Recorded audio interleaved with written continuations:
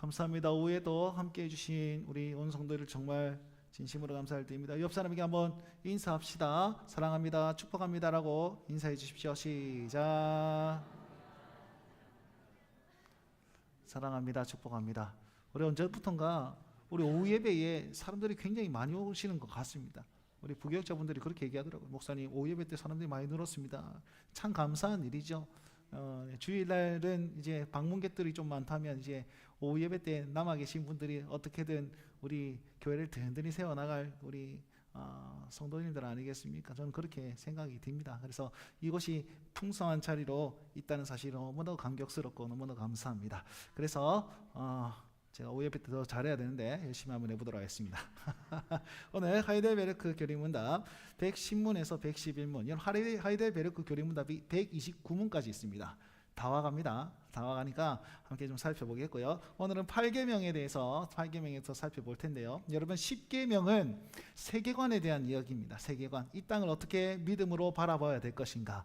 8계명은 도둑질하지 말랍니다. 여러분, 그래서 여기는 소유에 관한 제목을 제가 소유에 대한 신자의 모습이라고 그랬는데, 소유에 관한 신자의 모습이 어떻게 해야 되는가에 대해서 함께 나눌 텐데요. 여기서 돈 안 좋아하는 사람 있습니까? 있으면 저랑 친하니까 지냅시다. 저한테 돈 좀 주세요. 우리는요 상당히 뭐 여러 가지로 넘어지지만, 여러분, 돈에 대한 부분들은 굉장히 넘어지기 쉬운 부분이 바로 이것입니다. 재물에 대한 부분입니다. 그래서 예수님 말씀하시잖아요. 두 주인을 섬길 수 없다 그러는데 다른 주인 얘기 안 하고 그냥 재물에 대한 부분을. 그래서 부자가 천국에 들어가는 것이 낙타가 바늘기에 들어간 것보다 더 어렵다 이렇게 얘기하잖아요. 결국 돈의 유혹이라는 것이 정말 하나님을 바로 섬기는 것에 치명타를 준다는 겁니다. 치명타를 준다는 거예요.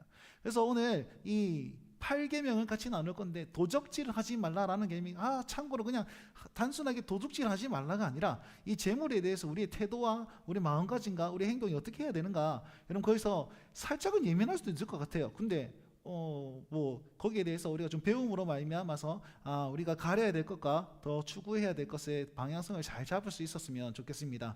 자, 한번 살펴보도록 하겠습니다. 8계명입니다. 화면 한번 띄워주시면 좋겠네요. 안 나온다고? 큰일 났네. 안 나오면 제가 알아서 하겠지 뭐. 자, 될 겁니다. 안 나오면 사모님 이거 좀 바꿔주세요 이렇게 할 거예요. 나옵니까? 안 나온다고요? 큰일 났네. 되는데.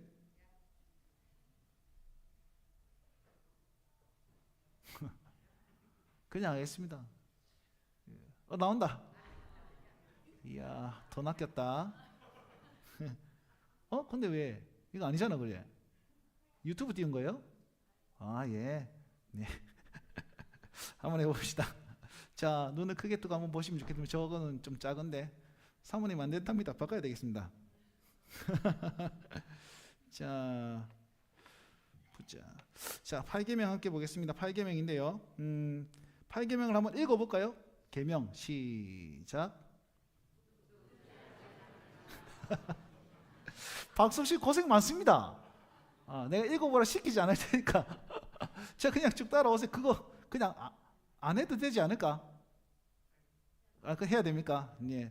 자, 복습을 한번 해볼게요. 여러분, 6계명이죠. 6계명은 어떤 것이었습니까? 살인하지 말지니라 라는 것이었는데, 6계명은 이웃의 생명을 소중히 여기라는 명령입니다. 이웃의 생명을 소중히 여기십시오. 그래서 생명을 우리가 어떻게 볼 것인가에 대한 부분입니다. 딱 한마디로 얘기하면, 여러분, 생명을 뭐라고 얘기했습니까? 창세기 1장 26절 말씀에 복이다 이렇게 얘기했습니다. 복이다. 그래서 자손이 태어나는 것, 생명이 탄생하는 것, 그거는 복으로 주셨습니다. 복으로 주셔가지고 이 생명은 하나님께서 우리에게 복으로 주신 것이다. 태도를 쓸 하나님이라는 명령으로서 바로 사실입니다. 소유, 재물, 거기에 대해서 가르치셨죠. 소중히 여기라는 명령이에요. 이웃의 순결을. 왜냐하면 이 생명을 이어주는 방편이 결혼이기 때문입니다.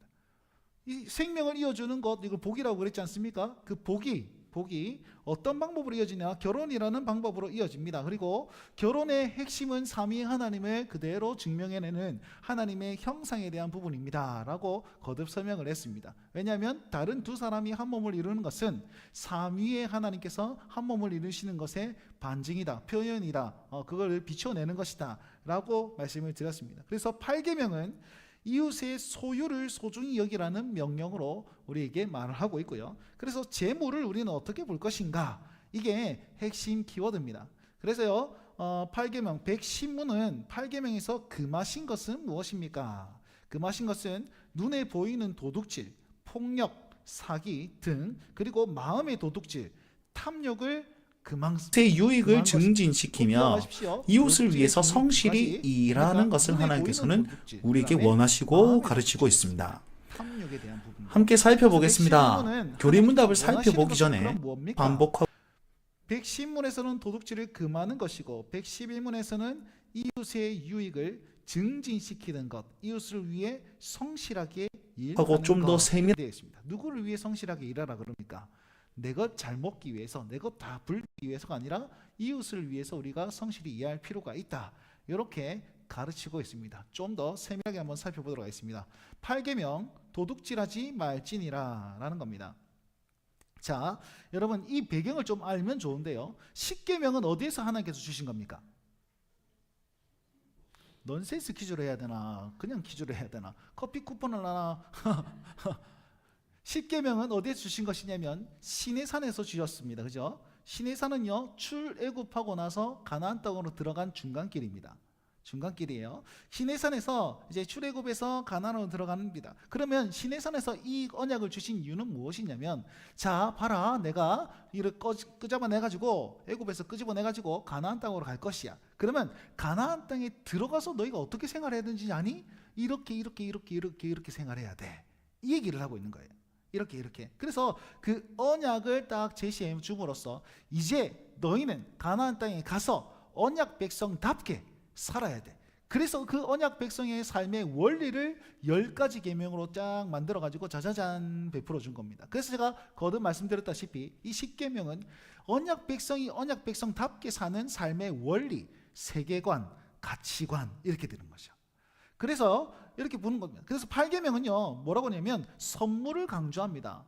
선물. 지금 이 이스라엘 백성들이 가진 것이 아무것도 없습니다. 광야 허허 벌판에 있습니다. 광야 허허 벌판에 있어서 가보신 것이 아무것도 없는데 내가 이 가나안 땅을 뭘로 준다 그럽니까? 선물로 줄 것이다, 이렇게 얘기했단 말이에요. 선물로 줄 것이다. 그러면 가나안 땅 사는 사람의 입장에서는 뺏긴 것 아닙니까? 갈치고 뭐 이런 건 아니겠습니까? 그러면 하나님 도둑질 하시는 분입니까? 아니고요. 가나안 땅에 있는 사람들은 죄악으로 가득한 주민이다 라고 해서 패역한 그 땅에는 심판으로 하나님의 공의를 드러내고 그 주인 없는 땅에다가 이걸 선물로 이스라엘 백성이 주는 겁니다. 그럼 이스라엘 백성들이 죄악으로 타락하면 어떻게 될까요? 똑같이 이스라엘 백성들도 심판하고 그 땅을 남에게 주는 거죠. 그것이 아수르였고 그것이 바벨론이었습니다. 여러분 이 삶의 원리는 우리하고 똑같습니다. 하나님께서 공짜로 주신 거예요. 아무것도 할 수 없는 우리에게 선물로 이 재물을 주셨습니다. 선물로 재물을 주셨고 또 이것을 잘 관리해야 되는데 다르게 관리하면 또 앗아가실 수도 있습니다. 그래서 주님은 주시기도 하시고 취하시기도 하신다라고 우리가 고백하지 않습니까? 그 내용이 여기에 딱 이 이스라엘 백성들, 광야에 있는 이 이스라엘 백성들에게 적용을 딱 시킨 거예요. 그래서 뭐라고 말씀하시면 가나안 땅은 선물이니까 너희 것이 아니니까 잘 관리하는 청지기적인 사명으로 너희들이 이 땅을 받아라 라는 메시지가 여기 있습니다. 그래서요 땅을 받았는데 이 사람들이 다 정복해가지고 이건 내 땅, 이건 네 땅, 저건 제 땅 이렇게 하지 않습니다. 어떻게 합니까? 제비를 뽑습니다. 하나님께서 선물 준 땅을 제비로 뽑아서 이곳이 하나님이 주신 땅입니다 라고 선별합니다. 내가 취하라, 각자 취하라 이러면은 막 욕심 가지고 막 더 할 건 아닙니까? 그렇게 하지 않고 하나님께서는 하나님이 주신 선물인 것을 강조하기 위해서 제비를 뽑고, 자 너희 땅이 아니기 때문에 희년 50년째가 되면 그 땅을 다시 한번 주인에게로 돌려줘라 라는 은혜의 해, 회복의 날을 정해가지고 그것들이 내 소유가 아니라 하나님의 것입니다라는 사실을 계속 기억하게 만들어 주셨다라는 겁니다. 그래서요, 우리는 어떻게 이 소유에 대한 부분들을 여러분 마음속에 새기며 살아야 됩니까? 이 것은, 내 소유는 내 것이 아니라, 소유를 탐내는 것이 아니라 소유에 대한 의미를 강조하면서 우리 어떻게 살아야 되냐면, 저 밑에 네 가지, 저 고동색입니까? 갈색 된 거 있죠? 저 네 가지를 한번 읽어볼까요? 시작. 감사, 은혜, 만족, 사명. 이렇게 꼭 기억하세요. 우리는요, 이 재물을 볼 때에 감사하고 은혜구나, 은혜로 여기고 만족하고 사명을 완수하듯이 이것을 잘 베풀어야 되고 잘 사용해야 되겠구나 라는 생각을 가지셔야 돼요. 돈이 있을 때, 아니면 뭐 땅이 있거나, 아니면 뭐 집이 있거나, 우리가 뭐 소유를 딱 가졌을 때, 옷을 입었고 뭔가 선물을 받았을 때 감사하고 은혜로 여기고 만족할 수 있는, 그리고 이것을 주신 것에 감사하고 만족함으로 말미암아서 잘 사용할 수 있도록 우리가 청지기적인 사명으로 이것을 누려야 된다라는 것입니다. 그것이 언약 백성의 삶의 원리다라고 얘기를 하고 있습니다. 자, 여러분 보십시오. 감사하고 은혜로 생각하고 만족하고 사명, 뭐가 제일 안 됩니까? 저 네 개 중에 뭐가 제일 안 될까요? 제가 봤을 때는 여러분 여기 모든 사람이 세 번째가 제일 안 됩니다. 뭐 만족됩니까? 많이 먹으면 만족됩니까? 계속 먹는데도 더 먹고 싶은 게 그거 아닙니까? 여러분 여기 세 번째가 제일 안 돼요. 세 번째가. 그러니 여러분 우리가 내게 주신 것이 다 내 것이 아니라 하나님의 선물인 것을 기억할 때 저게 가능하다, 이렇게 얘기하고 있습니다. 꼭 기억하십시오. 여러분 저 네 가지는 잊지 않으셨으면 좋겠습니다. 감사하고 은혜를 여기고 만족하는 마음과 그 다음에 사명이라고 생각하면서 잘 사용하는 것, 이것이 8계명에서 하나님께서 원하시는 것이다라고 생각하시면 됩니다. 다른 거 다 까먹어도 저 네 개만 기억하세요. 그러면 오늘 오후 예배 잘 들으신 게 되는 겁니다. 자, 교리문답 한번 보도록 하겠습니다. 백신문 제8계명에서 하나님께서 금하신 것은 무엇입니까? 방송실 정말 잘하네요. 네, 감사합니다. 저 한번 읽어볼까요? 좀 작지만 읽어봅시다. 시작. 하나님께서는 국가의 법으로 처벌하는 도둑질과 강도질만 금하신 것이 아니고 이웃의 소유를 자기의 것으로 삼으려고 모든 속임수와 관계를 도둑질이라고 말씀하십니다. 이것들은 폭력으로 혹은 합법성을 가장하고서 일어날 수 있는데, 곧 거짓 저울이나 자나, 돼, 부정품, 위조 화폐나 고리 대금과 같은 일, 기타 하나님께서 금하신 일들입니다. 하나님께서는 또한 모든 탐욕을 금하시고 그의 선물들이 조금이라도 잘못 사용되거나 낭비되는 것을 금하십니다. 아멘. 이렇게 되어 있습니다. 자, 여기 보시면 하나님께서 주신 것을 뭐라고 제가 아까 설명드렸죠? 선물들이라고 얘기했습니다. 그러니까 이 모든 것은 하나님의 것인데, 그 선물들도 받으면 감사와 은혜와 만족과 사명, 그 청지기적인 사명으로 살 수가 있는데, 여러분 이 선물들에 반대되는 말이 뭘까요? 저기에서 반대되는 말 뭡니까?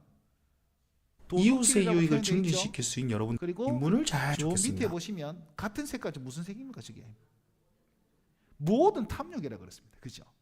그래서 청지기적인 삶의 반대말은 모든 탐욕이라는 거예요. 모든 탐욕.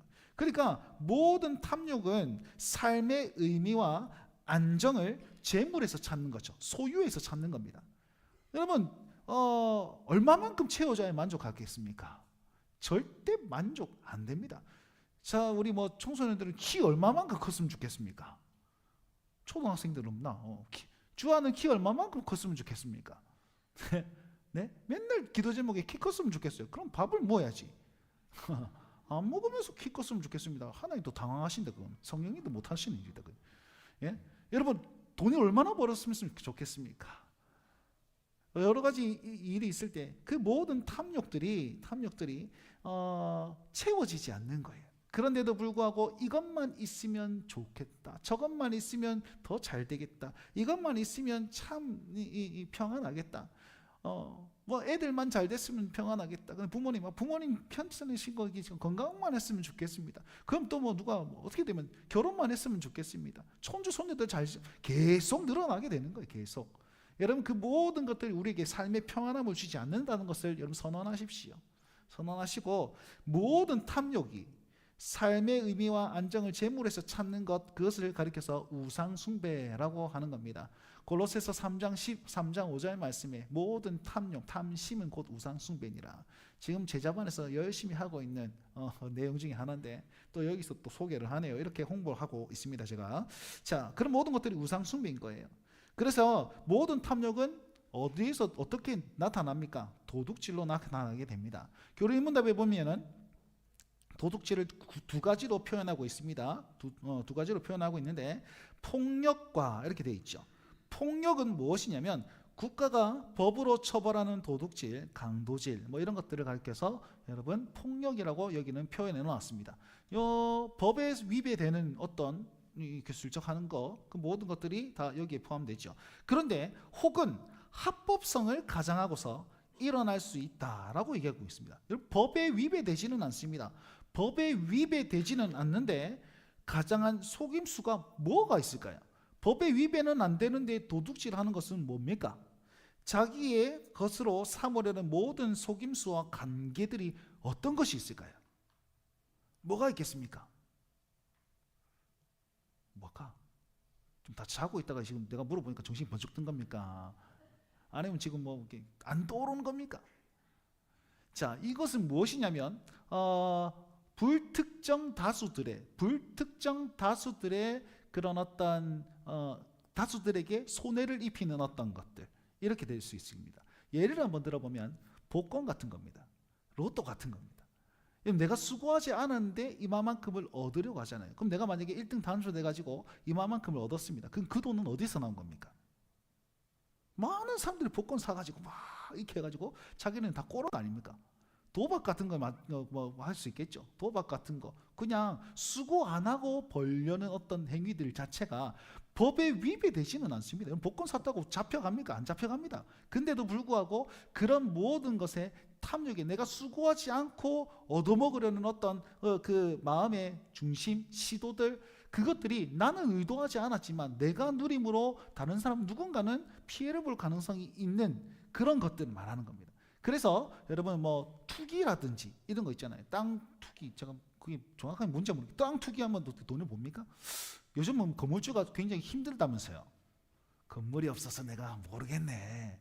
옛날에는 건물주가 거의 뭐 그 3대 비전 중에 하나였는데 참 요즘은 그렇게 가지 않더라고요. 아무튼 여러분 그런 모든 것들 가운데서 과하게 나의 소유를 위해서 어떤 쉽게 얻으려고 하는 그런 어떤 관계들, 그것들을 가리켜서 이렇게 나와 있습니다.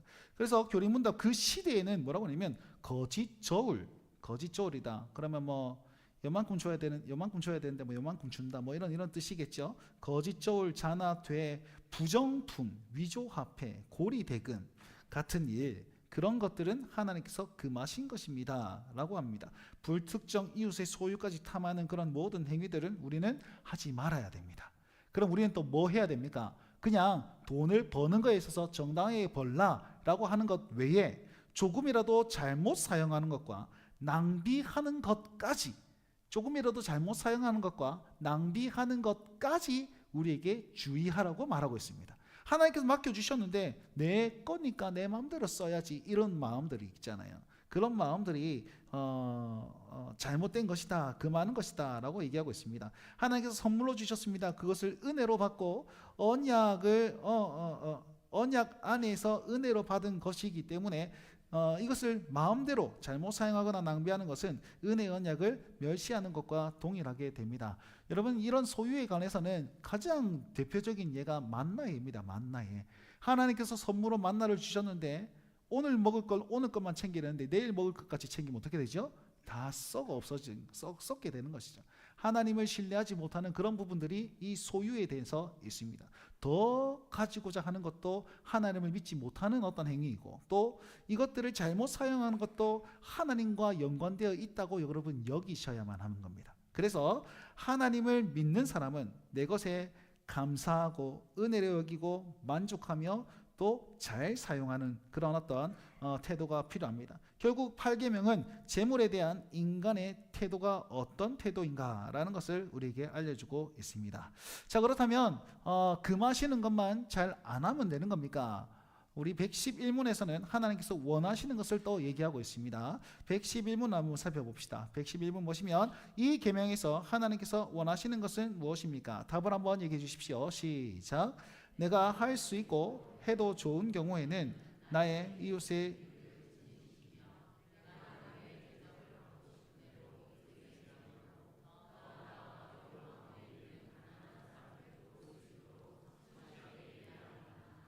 아멘. 자, 지금까지 재물을 뭐라고 설명했냐면요, 선물이라고 얘기했습니다. 그래서 탐욕을 멀리 해야 하는 것이고, 이건 개인적으로 해야 되잖아요. 그리고 더욱 책임 있게 사용하는 삶이 바로 청지기적인 삶이다라고 요약할 수 있습니다. 보십시오. 탐욕은 멀리하고 내가 가진 것을 선물로 여기고 책임 있게 사용하는 것, 낭비하지 않는 것, 뭐 이런 것들을 얘기했단 말이죠.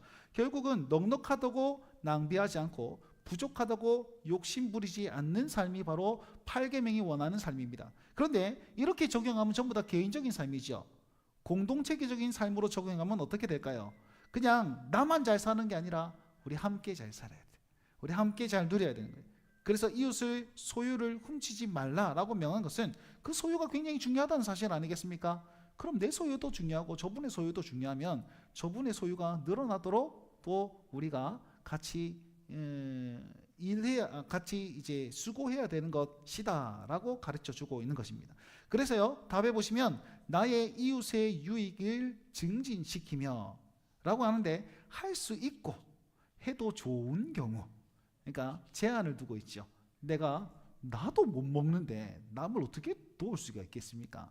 그러니까 내가 하나님 주신 것에 넉넉함이 있을 경우, 또 그 마음에 선한 마음이 있을 경우, 이럴 경우에 나의 이웃의 유익을 증진시킬 수 있도록 하라 라고 하는데, 어떻게 하라 그럽니까?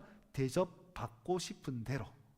내가 얼마만큼 어떻게 대접받고 싶으냐, 나에게 하듯이 남에게 하라, 이런 뜻이 되겠습니다. 그래서 이웃에게 그것을 행하고, 더 나아가 어려운 가운데 있는 우리 이웃 외에 다른 불특정 다수들에게도 그것이 돌아갈 수 있도록 우리는 어떻게 해야 됩니까? 성실하게 일해야 합니다. 이게 중요한 거죠. 그냥 마구잡이로 막 이렇게 하라는 게 아니라, 내가 그렇게 할 수 있도록 성실하게 일함으로 더 큰 선물을 받고, 그 선물을 또 돌려주고, 또 성실하게 일하셔서 더 큰 선물을 받고 또 돌려주고, 이런 것들이 바로 청지기적인 삶이다 라고 얘기를 하고 있습니다. 그러니 꼭 기억하십시오. 우리에게 주신 선물을 잘 사용할 수 있는 그런 은혜를 여러분 우리가 누려야 한다는 것입니다. 그리고 은혜잖아요. 은혜는 이제 베풀면은 더욱더 큰 은혜로 돌아옵니다. 그러니 그런 어떤 원리들을 기억하시면서 우리가 서로를 돌아보고, 또 내가 가진 것에 감사하고 두 번째 뭐였습니까? 은혜로 여기고, 세 번째는 만족하고 사명자로 그렇게 잘 사용할 수 있는 그런 우리 성도들 되었으면 좋겠습니다. 요 하이델베르크 교리문답에 보시면 전체 1문에서는 유일한 위로를 얘기하고 있죠. 유일한 위로가 무엇입니까? 라고 2문에서는 뭐라고 그러냐면 세 가지를 알아야 됩니다. 이렇게 표현합니다. 첫 번째, 나의 죄와 비참함이 얼마나 큰가. 두 번째, 우리의 구원자는 누구이신가. 세 번째, 감사하며 사는 삶은 무엇입니까? 세 번째 뭡니까? 내가 절망 가운데 있었는데 예수님께서 구원하셨으니 구원받은 자는 어떻게 감사하며 살 수 있습니까? 라고 물어보는 겁니다. 그에 대한 해답이 바로 이 10계명 중에 10계명이라는 것입니다. 구원도 은혜를 받았고 우리의 모든 생활하는 것도 은혜로 받았다는 사실을 믿고 고백한다면 우리의 행동에는 반드시 감사가 나와야 됩니다. 그러니까 믿음 다음에 우리가 해야 되는 건 감사입니다. 구원에 감사하여서 이렇게 하고, 또 주신 것에 감사하여서 이렇게 하는 것. 그래서 우리의 가진 것도 감사하십시오. 그리고 감사한다면, 내가 가진 것에 대해 감사한다면 도와야 될 것도 반드시 보이게 될 것입니다. 그때 인색하지 마시고 우리가 서로를 섬기면서 하나님께 대하듯, 그리고 내가 대접받고 싶은 대로 대하듯 그렇게 했으면 좋겠고, 또 가난하신 분들이 있을 겁니다. 물질에 가난하신 분들이 있을 겁니다. 여기에서는 어떻게 해야 됩니까? 성실하게 일해야 합니다 라고 가르치고 있습니다. 그냥 도움받기만 기다리는 것도 아니라 우리 모두가 성실하게 일함으로 말미암아 선물로 받고, 선물로 받았음에도 정도의 차이가 있으니까 그것을 나눔으로 함께 기뻐할 수 있는 공동체, 여러분 그게 하나님께서 원하시는 방법이다라고 여러분 생각하시면 되겠습니다. 그러니 이 8계명 꼭 기억하십시오. 우리는 이 모든 것을 선물로 받았고 청지기적인 삶을 살아야 한다라는 사실을 기억하면서 우리 소유에서 이렇게 매여 있는 사람들이 아니라, 물질에 매여 있는 사람들이 아니라 물질에서 자유하고 또 하나님께 평강을 얻을 수 있고 마음의 여유를 얻을 수 있는 그런 우리 온 성도들이 될 수 있게 주의 이름으로 축원드리겠습니다.